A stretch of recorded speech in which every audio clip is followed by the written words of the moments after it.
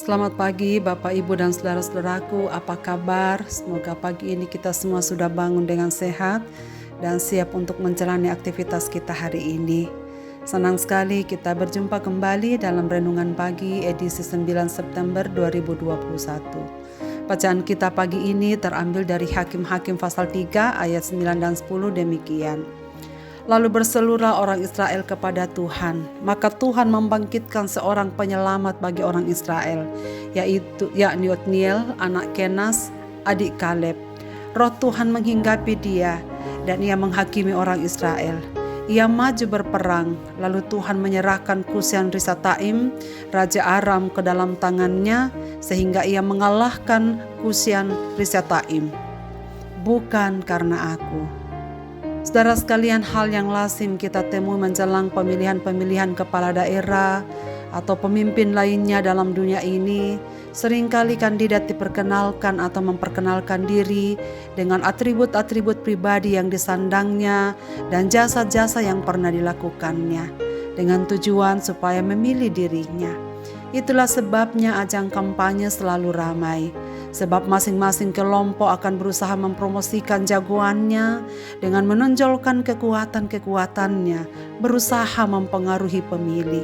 Tidak jarang dengan cara-cara yang tak selaras dengan prinsip-prinsip kepatutan, bahkan bisa yang bertentangan dengan firman Tuhan, seolah-olah menghalalkan segala cara untuk ambisinya.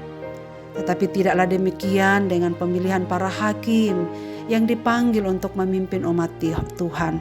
Jika kita mencermati riwayat munculnya para hakim di Israel yang mencakup masa yang berlangsung selama 180 tahun, sekitar abad ke-12 dan ke-11 sebelum Masehi.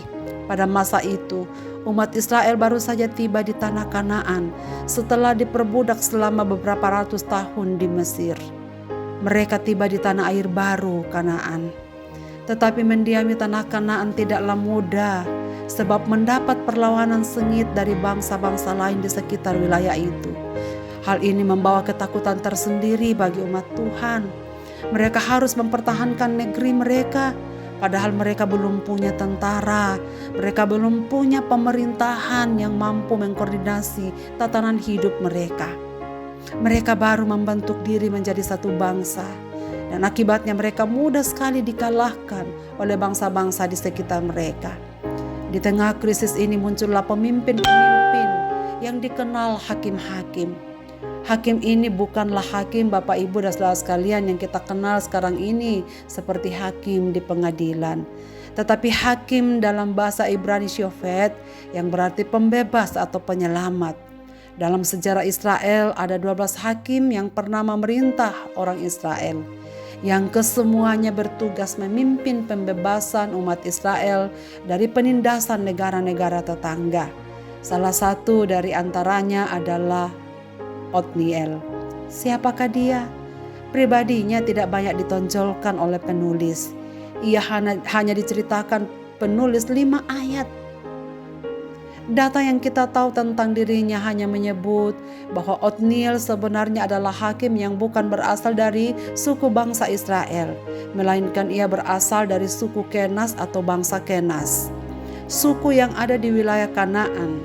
Ketika umat Israel tiba di situ, ia menggabungkan diri ke dalam suku Yehuda dan menjadi bagian dari bangsa Israel. Bagaimana awal Otniel menjadi hakim? Tidak ada kampanye, saudara sekalian, tidak ada promosi sebelumnya. Tapi jelas dalam ayat yang kita baca bahwa Tuhan yang membangkitkan dia bagi orang Israel. Roh Tuhan menghinggapi dia untuk menjadi hakim bagi umat Israel. Apakah dia punya kecakapan khusus? Apakah ada modal yang dia bisa jual untuk dipilih? Tidak ada. Tetapi jawabannya jelas, karena Tuhan yang membangkitkannya untuk Israel. Roh Tuhan menghinggapi dirinya, artinya roh Tuhan berkenan atasnya dan memilihnya untuk memimpin bangsa Israel.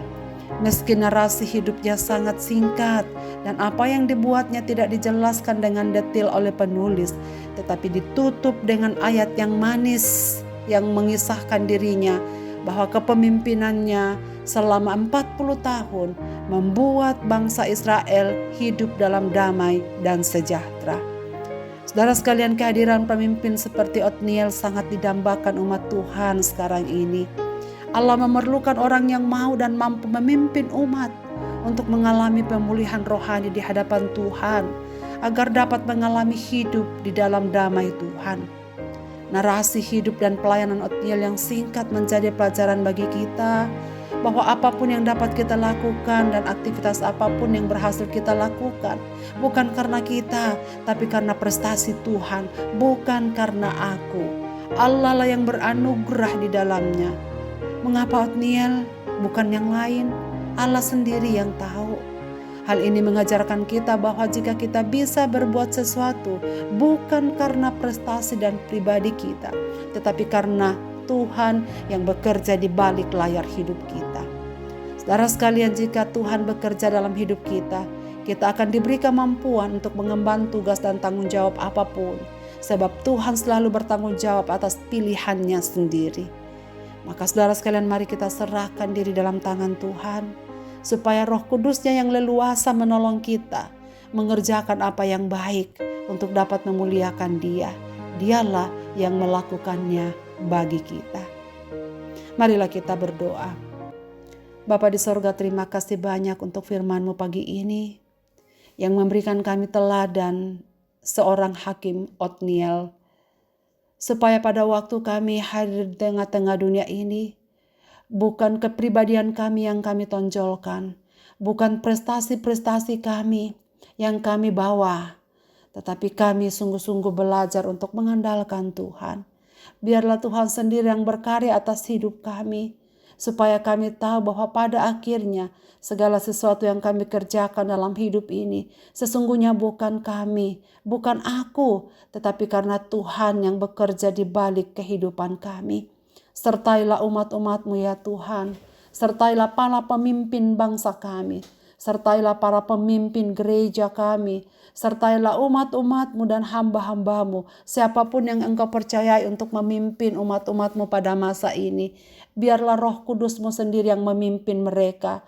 Ajarlah mereka untuk tidak mengandalkan diri mereka sendiri, melainkan mereka bersandar sepenuhnya kepada pimpinan-Mu. Demikian kami pun ya Tuhan, ke dalam tangan-Mu kami serahkan diri kami. Pimpinlah kami untuk menjalani segenap aktivitas kami dan semua keseharian kami, supaya di dalam semuanya itu kami hanya tahu bahwa Bapa yang bekerja di dalam diri kami dan bekerja di dalam sepanjang kehidupan ini.